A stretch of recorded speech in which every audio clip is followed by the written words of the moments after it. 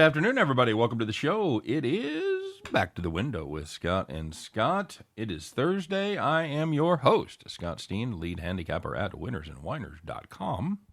And I'm your co-host, Scott Reichel, senior handicapper over winnersandwhiners.com. And together, we do this each and every day, 3 p.m. Eastern, 2 p.m. Central, Monday through Friday. Try to do our very best to help them, Scott, head back to the window. Everybody asks us, what does that mean? It means when you have your winning tickets, you got to head back to the window to cash them. Or, in your case, you just refresh your app. Mm-hmm. Yep, pretty much. So you can tell we lost the farm last night. Scott has been relegated to in front of the shed again. So you're back to the shed, huh, buddy? I brought the hat this time. You do have the hat? Yeah, I brought the hat. Excellent news, by the way. Welcome to the show, everybody. If you're wondering what I tortured Scott with before the show today, I tortured him with My Sharona by The Knack and The Stockyards by Casey Donahue. So, yeah, there you go. Scott, you ever heard either one of those songs? I know My Sharona, okay. Of course. Very underrated. The other one, The Scrapyard, no. Okay, The Scrapyard. Yeah, whatever. No, that one I don't know.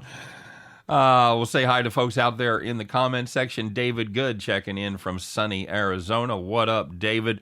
We got a little of that Phoenix in the winter weather here in Kansas City today, about 70 degrees. Wind blowing out at Royal Stadium. So, of course, they've scored one run so far in the afternoon delight. So, yeah, the Yankees have 0. So, you know.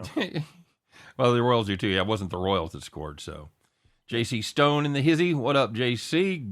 James Mounts. Hello to you, sir. And, yeah, it's good to be here, man. How'd your day go yesterday, Scott? Had a little action going in the NBA, and NHL finishing up their regular season. Some soccer happening across the pond. What'd you get on? And what'd you hit? Yeah, it went pretty well. I had Drummond under 8.5 rebounds. He had 0 in the second half, so that was a nice winner there. So you kind of called that right, and you kind of called it wrong. You said he wouldn't play. Yeah, he played more minutes than I thought, but I was right about him being forced to guard on the perimeter the entire time. Yep, he played 24 minutes, and yeah, just didn't get any rebounds. So what else do you have? Besides that, I said on the Morning Wood show, besides the Drummond prop, I liked the Padres, -1.5 against the Reds.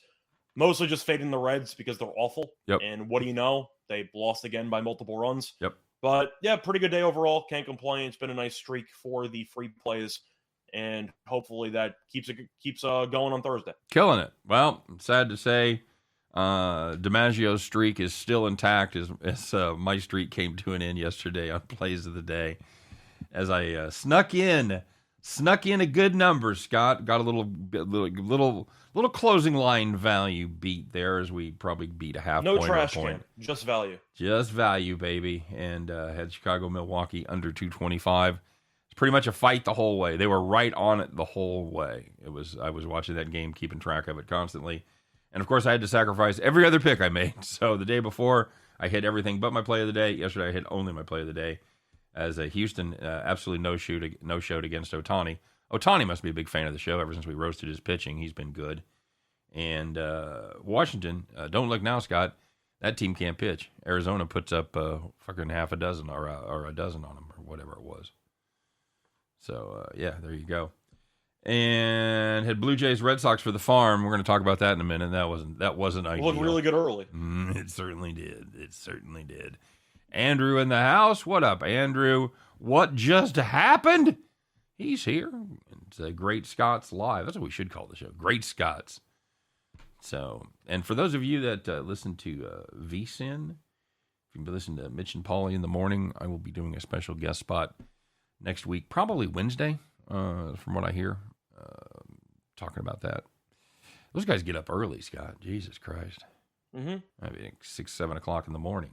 If I can stay up. I was saying with the time difference as well. Oh, those guys that's brutal. Yeah, I think they start at 7 Eastern, right? I believe so. So yeah. They're up like 4 a.m. local. Well, they're on the air at 4 a.m. local. Yeah. They're up at 2:30 or whatever. They are just. It's a graveyard shift extraordinaire. I don't know what else to call it. That's monstrous right out there, man. That is absolutely monstrous. Call a foul with 4 seconds left. Scott, you want to talk about that? Well, Grayson Allen allegedly got hit, and they decided to review it to see if it was a foul or if there was time on the clock. He bricked the first one, so Grayson Allen is a gambling fan, I suppose, because He helped your ass. Yeah, he did. Yeah, he did. That was a very fortuitous chunk there. And Grace now, and pretty good free throw shooter. So we will absolutely take that. So, yeah, it's exciting. It's got a lot of things going on. Playoffs are starting to get good. I don't know if anybody from the East is going to beat whoever comes out of the West, man. I think it's going to be a situation where we've got the conference championships are going to be more like the NBA championships for me, but we'll see what happens. Scott, do you like anybody out of the East to take care of business there against either Golden State or Phoenix? I think if I had to pick one team right now to come out of the East, I would probably go Boston. Yeah. I think Boston's going to face Miami in the conference finals. Okay. No offense to Philly, props to them for being up 3-0 on Toronto. Of course, Barnes got hurt and everything like that. Philly would have won the series anyway. But Miami just has more, I'd say, quality depth. And Toronto has a lot of guys who are pretty good. They're not exactly capable of taking over games. We saw Jimmy Butler take over Game 2 against Atlanta. But Miami, I feel like, is just more physical than Toronto on a regular basis. Yep. Which makes me wonder if Harden will eventually start to wear down as the playoffs go on for a month and change. But I think Miami would win a competitive series in 6 or 7. They also would have home court in that series, of course, as the number 1 overall seed. If you want to ask me my thoughts on the actual conference finals, I have Heat Celtics in the Eastern Conference. I'm not sure about Phoenix. I'm going to give it to him now, even though Booker might be out for another 2-3 weeks. But I'm going Phoenix and Golden State. Yeah, I think I don't think that's a lot less controversial than your Eastern call. So, hey, quick reminder, everybody, while I got you here, give us the like, hit that thumbs up for the video, of course, and get subscribed to our channels, get subscribed to our Winners and Whiners YouTube channel. And hey, if you're not watching this live, if you're watching this on a replay, pause it right now. Go over to open up another window. You can do it. Open up another window for the Max Wagers Network YouTube channel. Get subscribed over there. Click the bell. Get notified every time we put up brand new content. Because starting on Monday, the live version of this here show, Scott, this show right here on our really big shoe, only going to be available at the Max Wagers Network on a live basis. So make sure that you get subscribed over there. Do it. All the cool kids are doing it. Get over there. Come on now. You know you want to do it. So, Frank White in the house, Hall of Fame second baseman for the Kansas City Royals. Royals Hall of Fame, not Baseball Hall of Fame. But same guy. I don't think it is. That'd be my guess. He is a county executive, by the way, here in Kansas City right now. He's doing the political thing. So, anyway, make sure you get like and subscribe, do all that. And, of course, check out the great deals we've got going with a couple partners of ours. We have a baseball special that's still being run by DraftKings. It's going to be good through the 1st of May. So hustle up. You got about a week plus. $5. Scott, that's all you got to bet. That's all you got to bet. Any money line baseball game, you bet $5 or more, you receive $200 in free bets. Of course, you have to be physically located in Arizona, Colorado, Connecticut, Iowa, Indiana, Louisiana, Michigan, New Jersey, New York, Pennsylvania, Tennessee, Virginia, Wyoming, and West Virginia. Have to be 21 years of age or older, except in New Hampshire and Wyoming, where fuck anything goes. You can have like 7-year-olds in there betting. They don't care. No, you have to be 18. So all you have to do, you have to make a deposit of $5 or more into your sportsbook account. Make that bet between today and the 1st of May, and you get $500 or $200 in free bets, in addition to any winnings, of course, that your bet would generate. Use the promo code WAWVIDEO. That's Winners and Whiners video, and the link is in the description of today's video. Scott, speaking of, although I love their code, they have morning seizure is the code for Alley Show. Ours isn't exciting. Tell us what we got going over there at Caesar Sportsbook. So at Caesars, if you want to place an $1,100 bet, it could be lower, but that's the ceiling for this promo, and you're new to the Caesar book, they give you a money-back guarantee. So if you place a first-time wager of up to $1,100 and you lose, you get it back in the form of a free bet. So it's an insurance policy built in for your first wager with Caesars. Promo code ATSWINSCZR.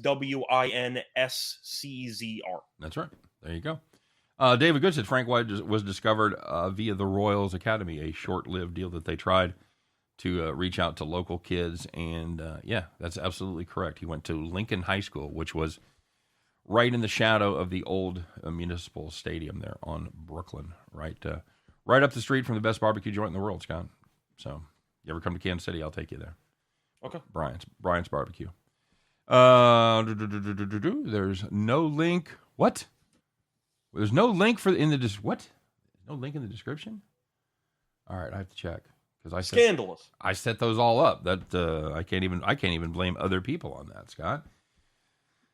Well, you can. It would just be a waste of time. Right. Yeah, that'd be kind of a douche move. I don't know who's responsible for getting that shit going.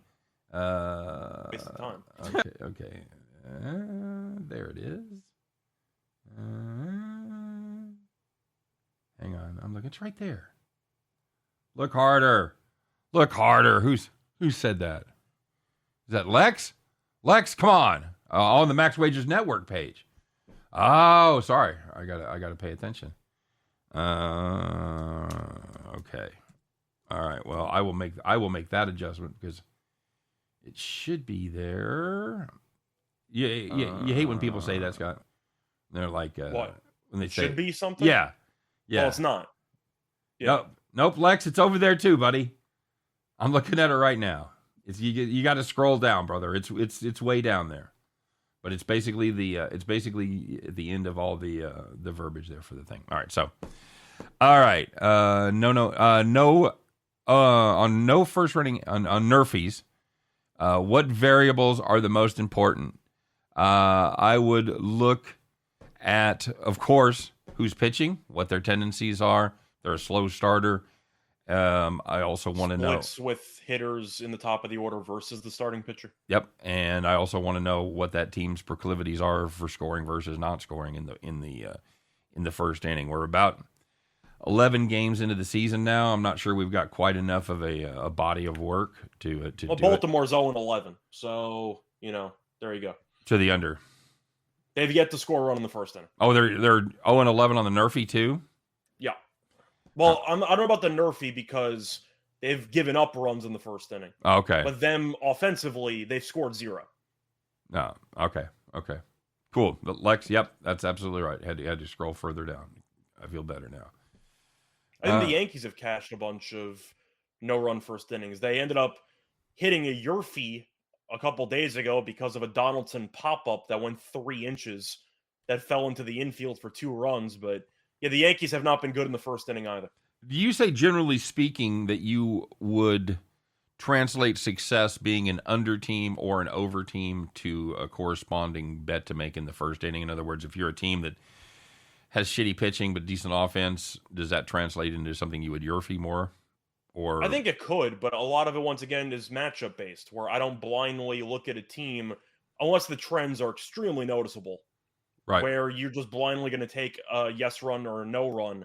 But when a team's 0-11, like the Orioles when it comes to scoring, and half of the battle of the inning is, of course, one of the teams scoring, and if they're not doing that, then your implied odds of success drastically increase. So based on that, I do think you can blindly play the Orioles or the Yankees, at least until somebody scores something.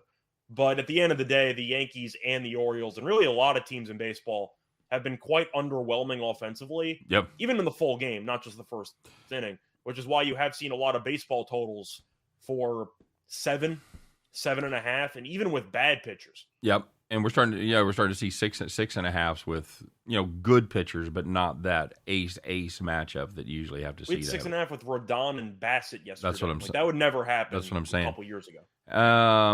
So I don't know. We talked a little bit about it yesterday. There's the weather has tended to be a little colder across the country. There hasn't been like patches of great weather on a consistent basis, but I want to do some digging to see what we've got and see what the whispers are at this point. Because I want to make sure that our anecdotal recall here is accurate, that scoring actually is down, because it certainly seems like it is to me. Yeah, it definitely is. Bill McDonald said, can't believe Chelsea lost to Arsenal yesterday when they lose 4-2, Scott. Kind of an upset there. Something right? like that. It was tied 2-2 at the half, so it was crazy because you had 4 goals in the first half. But yeah, Arsenal lost over the weekend to Southampton, and Southampton's been a mess. And then Arsenal decided to score 4 goals. And I guess Chelsea's defense took the day off. There you go. Somebody asking us about the Grizzlies. I don't want to do the dick move here, but we will have a pick on that game later in the show. Yeah. So, are there more Nerfies early in the season? Asked David Good. Again, anecdotally, I would say yes, because pitchers come out of spring training ahead of hitters, generally speaking. The weather's colder, the ball doesn't travel as well, et cetera, et cetera. Again, I don't have the stats in front of me, but anecdotally, I would say that is absolutely true. Scott, would you agree with that? It feels that way. Now, I'm not sure if that's fully weather-based or maybe the batters are behind the pitchers with the limited spring training. I'm curious if that's a possibility too. But some of it could just be offensive philosophy. Teams are so focused on the home run ball. And truth is, it seems like baseballs have not been traveling as far in the early portion of the season, where it's more difficult for teams to manufacture runs via multiple batters. It seems like a lot of teams have fully embraced league-wide the importance of the home run, that you don't see many sack bunts. You don't see many hit and runs. Stolen bases are non-existent anymore. Right. So when it comes to finding ways to score runs via 3 singles and a bunt, you really don't get that anymore. I am curious if that plays a factor. I got to assume it does. Yeah, absolutely. Absolutely. So if every batter you have is a checker or wrecker at the top of the lineup, and the balls are not traveling as far as they have been in years past for whatever reason, then you're going to wreck a lot more than you're going to check.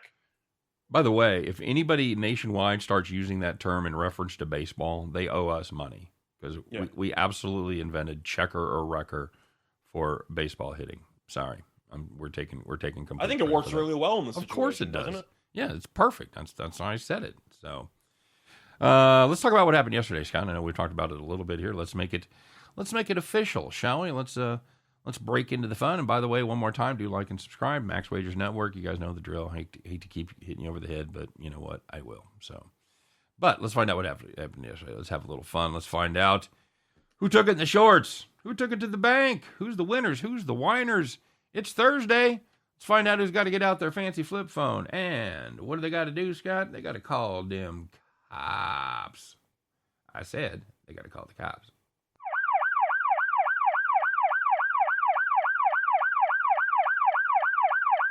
Very good. Very good indeed. We're going to start off in the major leagues. Perhaps, excuse me, perhaps you had this play, Scott. I know I did. Perhaps some of our fans had this play. The Blue Jays Red Sox over 9 had 6 runs in the first 2 innings, including a 5 spot from the Blue Jays. Yeah, looking good, baby.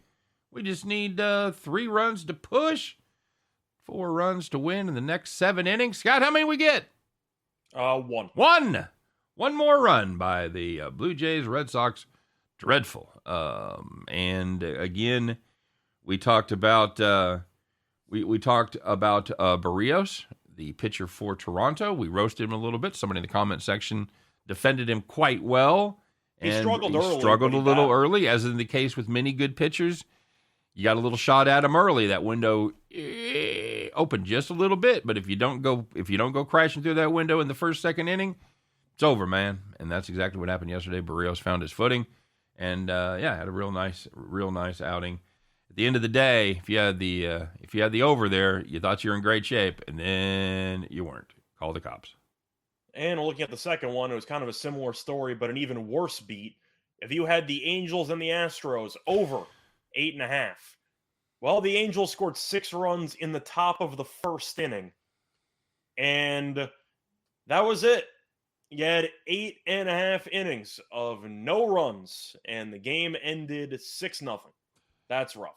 It really is. And lastly, it's the first time that this has come into play this season. I still put forth that this is the all-time bad beat. The dumbest rule in betting. Whenever this happens to you, it is absolutely horrific. Stupid fucking rule.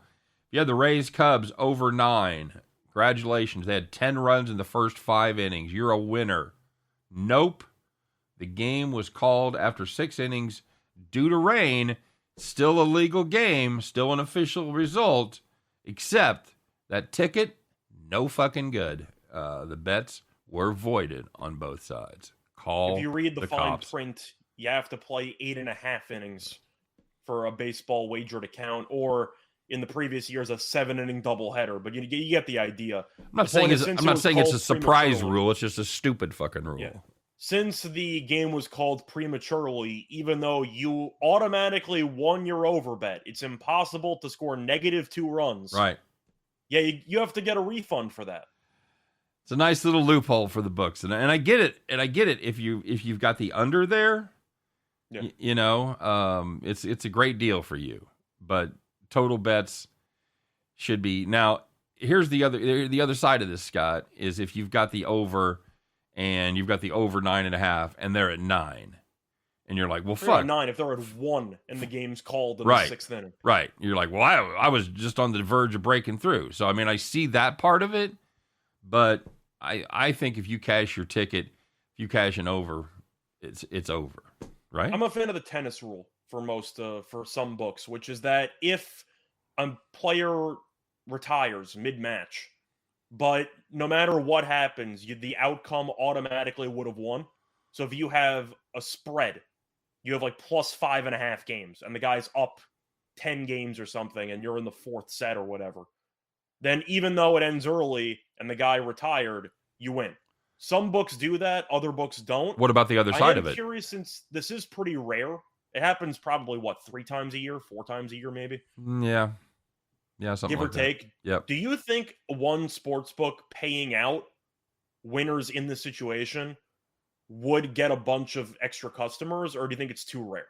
I think you'd get a few. I'm not sure they'd be beating a path to your door, but it certainly would be a feather in your cap if I'm looking to make.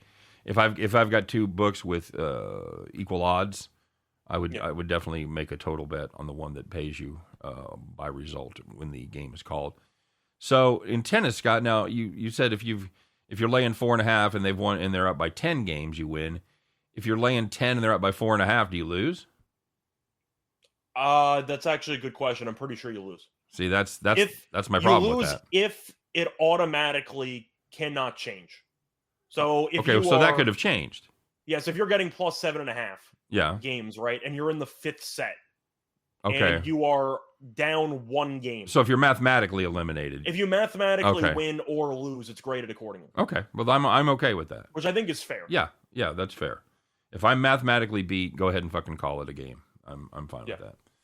All right. So there was some good news out there, Scott. Maybe you didn't have a rain-out game. Maybe you had a nice, easy victory.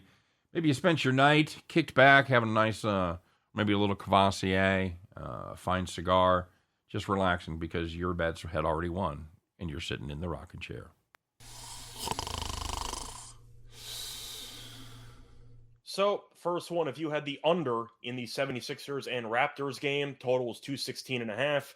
You had 190 in regulation, but they don't call it undertime. Now, actually, wait a second. This time they did, because the game landed 2:05 after overtime. Anytime that a total is 10-plus points under with an extra 5 minutes, that's a rocking chair. Yes, sir. Absolutely correct. They also say overtime generally doesn't favor the underdog better, and that was the case last night as Philadelphia was able to sneak out the win there. Yeah, Rick, for the Drummond bet, I just said before that he went under the rebounds. That I won. That was the only thing we talked about. Did you want to tell everybody that somebody roasted you in your comment section for your winning bet? Oh, it was actually kind of funny. Somebody in my comment section after the game was over tweeted posted, wrong, exclamation point, like, what is this? And he posted it after the play already won. So it's wrong on so many different levels. I just got really confused. Oh God. You know there's an edit button there, folks. You can I don't know. You He's can like, it's delete wrong. that I'm shit. like, it already won. Like, what are you even talking about? That's just so excellent. Hey, if you had the Guardians on the money line against the White Sox, they led 10-0 after 2 innings, and there's no rainouts, no bullshit.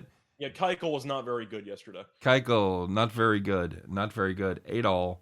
Guardians in that one, 11-1. And the last one, if you had the Cardinals and Marlins under 7.5, Alcantara and run support don't really go well together, and you had no runs in the first 8 innings. The Cardinals scored 2 in the top of the 9th. The Marlins, of course, did not score anything, and the game landed 2. I will say that the teams we talked about being good under teams have been good under teams so far, Because every team's been a good under team. Well, one of the big ones feels that way. Besides the Rangers, was the Marlins. We talked about the Rangers being a great over team.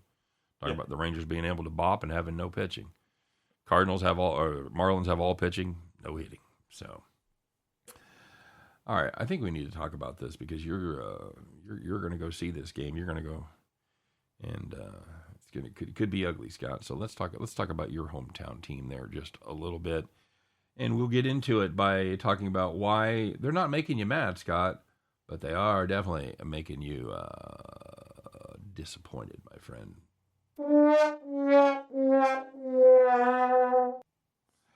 I'll let you speak to this. So it's the Brooklyn Nets. And there's a lot of different angles you can go at. You could blame Durant. You could blame Kyrie. You could blame Steve Nash. We're just going to push that to the back burner a little bit. We're just going to focus on the fourth quarter because the Brooklyn Nets were winning after 3 quarters, came out and scored 4 points in the first 8 minutes and 14 seconds of the fourth quarter. And that was with KD and Kyrie on the court for a decent portion of that. 4 points in 8+ minutes to start the quarter. It's not ideal. It's not good. Not great. And not only did they lose, they also didn't cover. Now, you can blame KD because, of course, he's the face of the team. People compare him to LeBron all the time in terms of being the best player of this generation, basically. But either way, I'm not going to blame Durant and Kyrie. You can. Okay. I'm going to blame Steve Nash. All right. Because I don't know what the hell the Nets were even doing offensively. They don't run plays. They just let Durant get the ball with 5 seconds on the shot clock and tell him do something. Great. Now, does KD need to play better? Yes. I'm not excusing him for playing terribly. I'm just saying Steve Nash has done absolutely nothing to get his players in prime positions to succeed. And I blame that on coaching. Okay. Do you have anything you want to add? No. Do you want to blame Durant? Do you want to blame Nash more? Because I really don't know what the game plan was for the Nets. They don't run plays. They don't call timeout when the other team's on a massive run. All Nash does is clap. He's Jason Garrett. I don't know what you want him... Like, he's just bad. He can't coach. All he does is clap. I'm not joking, though. Watch him on the sidelines every time Boston scores a basket. He just does like a calm down thing, followed by a clap, and he yells flow. That's the only play they run. And flow isn't even a play. Flow just means do something and see what happens. That's their play. They run a rec league offense for 48 minutes. Call some plays, try to get somebody open, maybe try a pick and roll with Kyrie and KD. Try something. Okay. Just saying. Try something. Do something. Flow, for God's sakes. Once again, KD sucked last night. But I think we can agree with Boston basically double teaming him every possession. Nash could have tried to scheme something to make it a little bit easier. Okay. What do you think? I agree. I thought they looked disjointed there in the fourth quarter. I was surprised that offense was as inefficient as it was. And it wasn't like they were missing shots. It just wasn't like they had any competent plays going on. Like the guy, there was no cohesion. There was no fluidity. The spacing was terrible. They're not getting any open looks. I just thought it was dreadful. Now I know Boston could have made some adjustments, but I don't think they made that many adjustments. Yeah. Now KD was still careless with the ball. Turned the ball over like 6 times. Yep. Kyrie kind of stood in the corner. He didn't really touch the ball at all in the fourth quarter, but it was just coaching. You could tell that at half. Well, I'm not going to blame 6 turnovers on a coach. Sorry. No. I'm saying that was my point. My point is that KD did not play well, and I am going to criticize him for those turnovers. But I'm saying for the actual fourth quarter collapse, that's mostly coaching, in my opinion. Okay. Well, you've got to, and there's some tools at your disposal. You can call better timeouts. You can make adjustments in personnel and in defense and things like that to set up your offense better. And I don't think he did any of those things. So, Scott, there was some that you if you had the 76ers, you probably raised a alcoholic beverage to this guy. Maybe you had a little 420 treat to celebrate, whatever it was. Cheesesteak on the side. Little cheesesteak on the side, whatever. Let's find out who it was. Let's get out our trumpet, Scott, because somebody out there was the definite gambling hero of the day.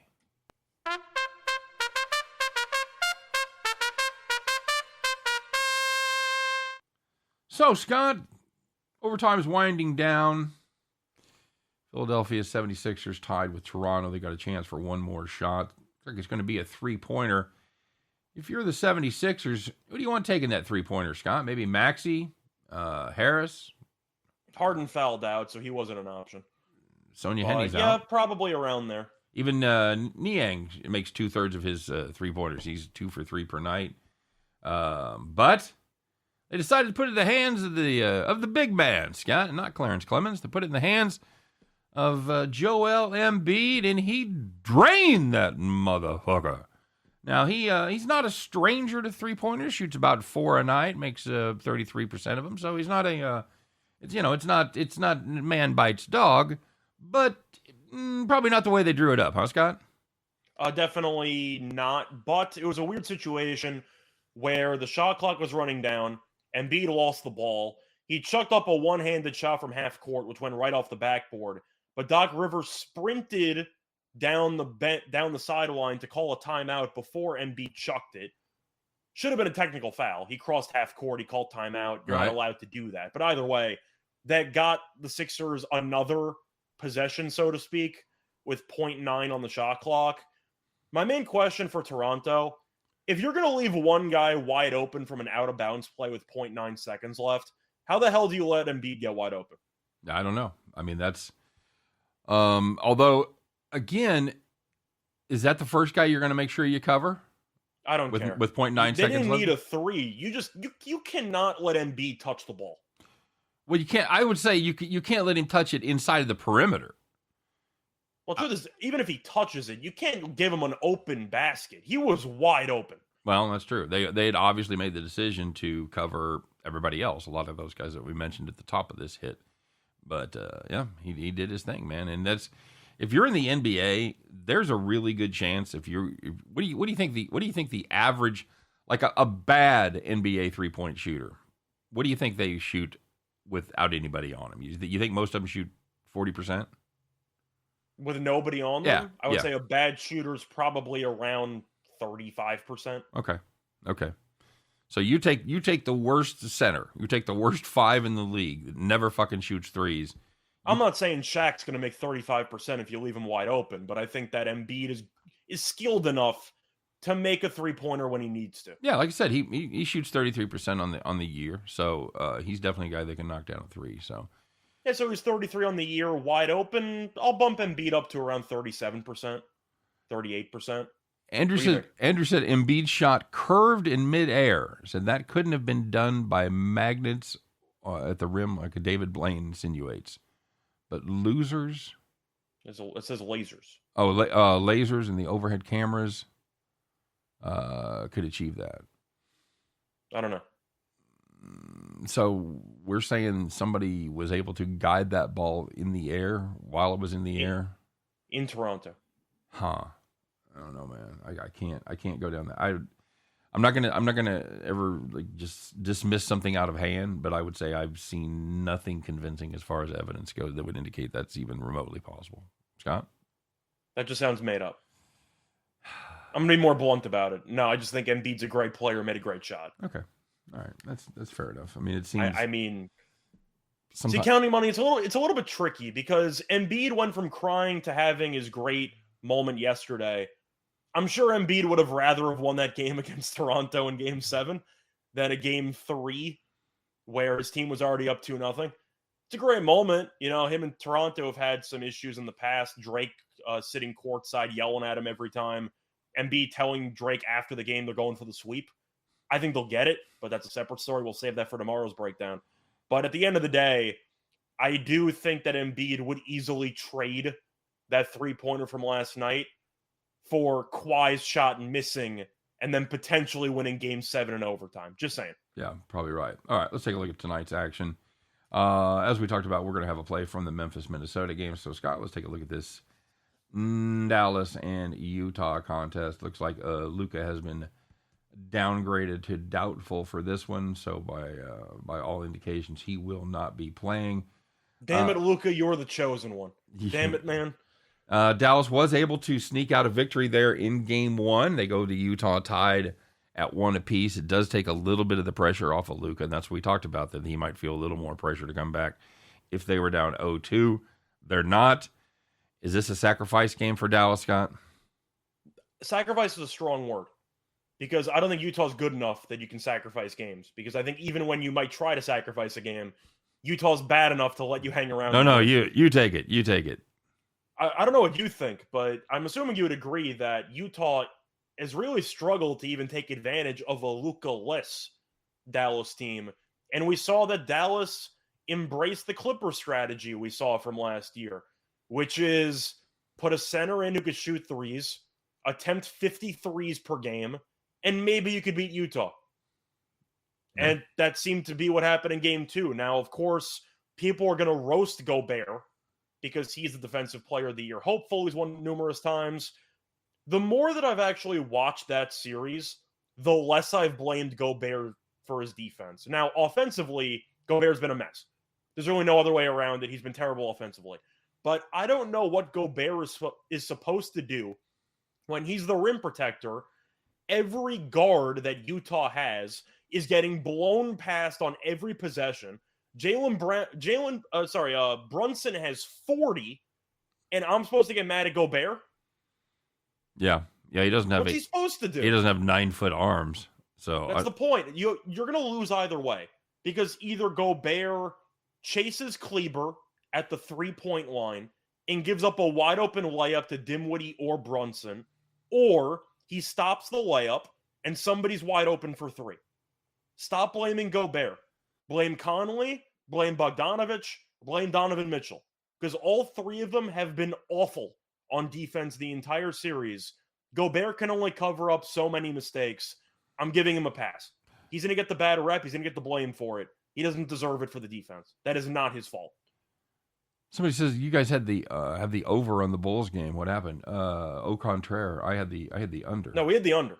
Yeah, I had it as my play of the day. So we were on total chaos. We both liked the under. Yep. What happened? We liked the under, so it went under. Yep. Blame Quinn Snyder and his bad defensive schemes. The schemes aren't good too, but I mean, am I supposed to really blame Gobert for Brunson going for 40 points? No, I mean that's the thing. I mean, in the NFL, you go, well, it's a defensive group effort, and if they score a bunch of points, you go, well, the defense sucks. But in the NBA, if you got one guy that's head and shoulders good defensively, and that team gives up a shit ton of points, you're going to blame the one guy that's good defensively, even if he doesn't match up positionally with the guys that were causing the problems. And that's the case with Gobert. So yeah, I totally agree with you. It's not like he's getting dominated in the paint. It's not like he's not being all of a sudden not protecting the rim. He's still averaging like 17 rebounds per game in the right. series. You put it exactly correct. The guards don't have the speed to keep up with the Dallas guards. And we talked about it before the games. Without Luka, sometimes these teams develop different personalities, run different schemes. They generally tend to speed up when they've lost somebody that they run the offense through. They attempt more shots and oftentimes a little bit more efficient. So I think we saw that. Now I'm just gonna say, if you want to blame Gobert for what happened, if Whiteside was playing 30-something minutes instead of Gobert, Dallas would have 130 every game. Oh, sure, absolutely. Just saying. Or David Goodberg, Gobert's no Adams.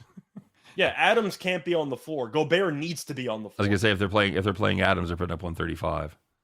Gobert's the only one who keeps these games close defensively, but that goes back to what we saw with Utah.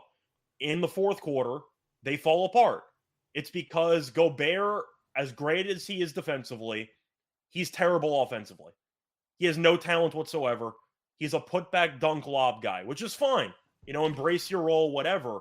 But it means the defense can switch every pick and roll, and they can have Brunson guarding Gobert under the basket, and they're not going to pass Gobert the ball. So you're helping Dallas out defensively by not exploiting Gobert's matchup against a guy who's 7 inches shorter than him in the paint. Right. Yep. Agreed. So that being said, who you on tonight? I'm taking the points. Okay. Now, Utah at home should probably win, but I can't ignore the fact that Dallas has accepted the common, obvious move, which is to trade threes for twos. Dallas is going to try to shoot 50-something three-pointers every game.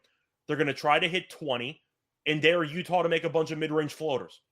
And they're going to hope that their threes do enough in order to offset the twos. I think they can. But do I want to lay 7 with Utah? Hell no. No. I'm not laying 7 with Utah. I hate this damn team. No, not a chance. And you've got two teams that are Dallas good on the road, Utah not great at home, just 17-22 against the number at home. Dallas is whatever, I think 23-18 on the highway so you've got to factor in where they are and how they've been playing. This is a game at the end of the day. Utah, you kind of touched on it briefly earlier. Utah isn't a team that just blows people out. They don't seem to have that killer instinct for whatever. Being a Mizzou guy, fuck it, I'll blame Quinn Snyder. I'll never miss an opportunity to roast Quinn Snyder. But they just don't seem to have that extra gear.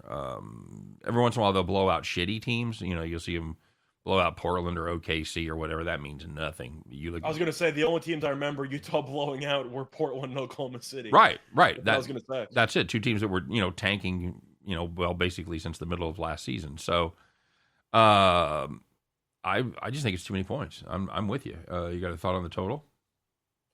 The total's so tough. I really don't have a thought on the total because you're really asking if I think Dallas can make enough three-pointers. The game's going to come down to if Dallas makes three-pointers or not, and that's what's going to determine the total as well. So I don't really have many thoughts. I guess I would lean under. Right. Just hoping Dallas doesn't hit 22 three-pointers again. But it wouldn't surprise me if it went over. No, there's no way I'd play the total in this one. No, I'm totally. It does seem like the spread's too high, though. I'm with you. This is a Dallas team that made. What did they make? Did they make 50%? No, they shot 46.8% from downtown. Still put up just 110 points. Yeah. So it would be under or pass for me, but I'm gonna personally stay away from the total. Yeah, it could be. I'd like that number a lot better, about 13. 213, 212 and a half, something like that. So, again, I lean under because of the trends, but I don't want to get involved with that. Maybe a Utah team total under, potentially, if you want to go with that approach, because the truth is I'm more scared of Dallas's offense to ruin a total than Utah's, because I've seen Utah's offense all year long. I know what they're capable of. Yeah. I know their limitations. I know that late in games, Mitchell has to do everything for this team, because Conley's not very good, O'Neal's not very good, Gobert's useless offensively. Bogdanovich gives you some production every now and then, but it's mostly Mitchell. Dallas can hit a bunch of threes. The other game here, Scott, is one that should be easy for us because we've each got a play of the day on it. And congratulations, looks like we beat about a point of line move. You and I both like Golden State. I laid out my points on the video. Yeah, have anything to add to that? You just want to piggyback off me? Well, mine was posted first, so, Whatever. You win one play for your free play and you copy my streak. I see how it is, but I would have been copying you earlier if I'd have known that was a strategy. Jesus, you've been hot. You should have been copying. I know, you've been hotter than hell. Cop was sitting there for you. But yeah, for me, I'm going with the Warriors, of course. I think Denver's the worst team left in the Western Conference. And It sounds like a hot take because Denver was the 6. Do you think New Orleans right now is better than Denver? No, we talked about that. I'm asking, do you think New Orleans is better than Denver right now? Yeah. I think they are. Yeah, because New Orleans, Denver is so predicated on one guy. And if you can stop Jokic or at least slow him down like Draymond is doing, they got nothing else. They don't have the bodies to take advantage. The one place you can take advantage of them, you can take advantage of them on the perimeter, but they don't have the bodies with the quickness to take advantage of that spot for against Denver. So the same thing I saw last year. Denver was down 2-0. against Phoenix. Phoenix was the much better team. They were a world beater, and people expected Denver with the altitude to maybe come back. What happened? They got smacked. Yep. Because just because you travel home does not change the fact that you cannot guard anybody on the other team. Golden State's walking into 123 every game. Curry's coming off the bench for the hell of it, Right. putting up 34 points in 23 minutes. Golden State in game 2 scored 70 points in a 19-minute span. That is almost impossible. I don't know how you pull that off, and Denver can't even reach 110. Heartbreaker. What can you do? Yeah, there's nothing. There's nothing you do. We talked about this before the series started. That this would be the one spot where they might be able to sneak out a win, going back home to altitude for the first game. But they've been so overmatched, Scott, that I think they could give them 10 points back, and they'd still win. You know, and I don't think there's going to be any difference. There's not going to be a bigger difference than 10 points. Rick Zeff says, "Back the truck up on the Nuggets tonight, baby." Going right in the face of us. Said, "Here, I got right here, buddy. You can't see me. I'm just saying, nothing." Depending on how the result goes, I hope it's a small truck. That's all I'm saying. But I just can't really see what Denver can do. And you can make an argument that Golden State will shoot worse, than they did at home because they were amazing and a lot of their players couldn't miss. But even just offensively and defensively, what has Denver done well in this series that you think can propel them? Jokic has not played great, but let's say Jokic goes for 35. Let's say Jokic has a 35, 15, and 7 game. Okay. Can you stop Golden State from getting to 120? I don't know. Is your second best player in the series arguably Will Barton? Potentially. That's not good enough for me. Could potentially get off to a hot start. We've seen Golden State struggle in the first quarter of some games, but the odds makers have already adjusted to it. They have Denver favored in the first quarter and favored in the first half. Right. But we've seen Golden State in the third quarter, even in the second quarter in game 2, they just have this gear that they will hit for a 5-minute stretch. They'll flip it and they'll outscore you by 15. That happens every game. That's what I was talking about. It's going to happen again in game 3. I talked about that on my video, that you'll see Denver wins a quarter and they win by 1 or 2. And Golden State wins the next quarter, they win by 13. That's the killer. You got those little spurts. Now Rick's bringing up the thing that we talked about yesterday. When you have a team that's down 0-2 going back home, first quarter, first half, generally very good plays. That was the case yesterday. Yeah. They adjusted the number in the Toronto game, made Toronto -1 in the first quarter. Didn't matter. They were up by 10. Scott, could we see the same thing happen in Denver tonight? Absolutely, we could. Yeah, we could. Denver needs a good start because they're awful with good starts anyway. Mm-hmm. So if they get a bad start, this is going to snowball. But I think it's going to be a sweep. Yeah. The way that I'm just looking at it is the fact that Denver going in, I didn't like them in the matchup. It's somehow gotten even worse for them as the series has gone on. And I don't know if you're going to overreact or not to the players on the team fighting with each other, because we saw Miami overcome that. But when DeMarcus Cousins is on your team, who I think might be one of the worst teammates in the history of basketball, and he's almost fighting with Will Barton, right, who has 20-something points. Barton was one of the only good players in game 2. I don't know what that beef was about, but that's so not a good sign. I just think that team is decaying from both the inside and the outside. All right. They might play better at home. I'll give them a 5-point loss. God, nice game for the Yankees, buddy. Yeesh. They might not lose by 16, but if they lose by 5, then you still win. So, yeah, I think Golden State's going to win the game. All right, one last one here. Somebody asked about Ja Morant over 29. He's gone for 20. He's gone for 23 and 32 in this series. It seemed like, Scott, the less they need him, sometimes the better this Grizzlies team plays when they become a better team and not Ja focused. You agree with that? I don't know. I think that it goes back to the point I made after game 1, which is the fact that Ja has the ball in his hand so much that a lot of the players stand around and ball watch. And it seemed like that was not the case in game 2 because Ja had 9 assists, so he got his teammates more involved. I think Ja's going to have a big game tonight. I think he might go for 30+. Minnesota's been sagging off more, which has forced him to shoot more threes, which I thought would happen. But for me, I think Ja's going to have a big game. And I guess the question that's going to segue us into something that we have in a second. Do you think Minnesota's offense will look more like it did in game 1, where it scored 130, or more like it did in game 2, where it only scored 96? I think obviously somewhere in the middle, but I think it's going to tend towards game 2. And yeah, that's how I feel. You know what? Let's do that, Scott. It is time. It is Thursday. Time to put on those Thursday overalls, guys. Get your straw hats out. Climb aboard your John Deere tractor. Put those keys in there. You know, the ones with the lucky keychain, the lucky rabbit's foot there. By the way, Week Counting, no opinion on hockey today. Sorry to interrupt. What's that? Week Counting was asking if we had any thoughts on hockey. Yeah, I do not. So apologies. Okay, there you go.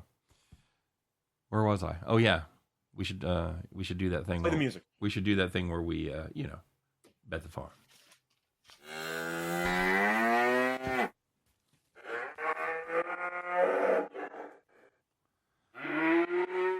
Stop. All right. Are you good? We've gone mad. All right.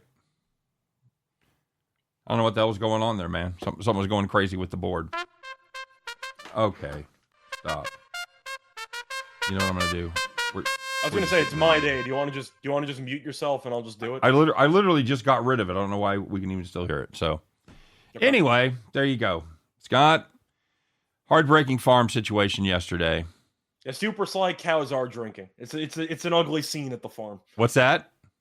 The cows are drinking. Yes, the cows are drinking. They're kicking the bottles over. Yeah. It's Mrs. O'Leary's farm all over again. Mrs. O'Leary's cow. So, we got to get back on the right side of it. And we've got one cooked up for today. We've kind of been alluding to it. We've done everything but coming right out and saying it. Scott, what do we got cooked up for the farm today? So we're going to go with the game we just talked about, and we mentioned a lot of positives about Memphis and a lot of negatives about Minnesota. So, of course, we're going to take Memphis minus the 1.5 here on the road.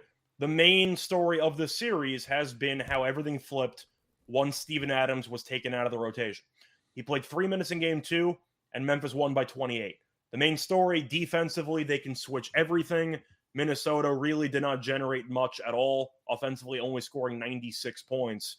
And Memphis just torched them. They hit a bunch of shots. The spacing was great. A lot of guys made a bunch of shots. And I expect that to be a similar story once again in game 3. Plus, Memphis, much better defensive team. The Grizzlies ranked 4th in defense efficiency, while the Timberwolves ranked 13th.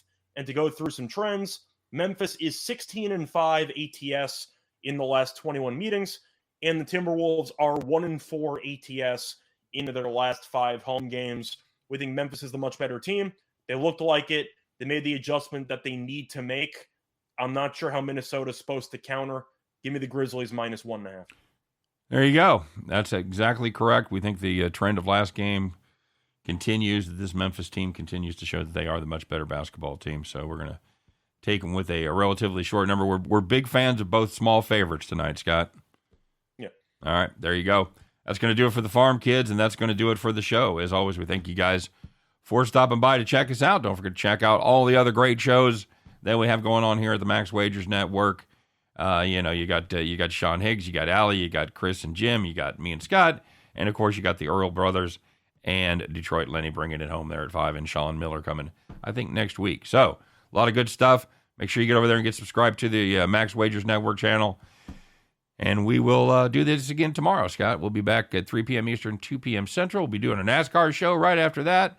So, it's a doubleheader Friday. Make sure you guys stay tuned and check that out. We'll be back tomorrow again to help you on the never-ending journey to do your very best to head back to the window. Take care, everybody. We'll see you then.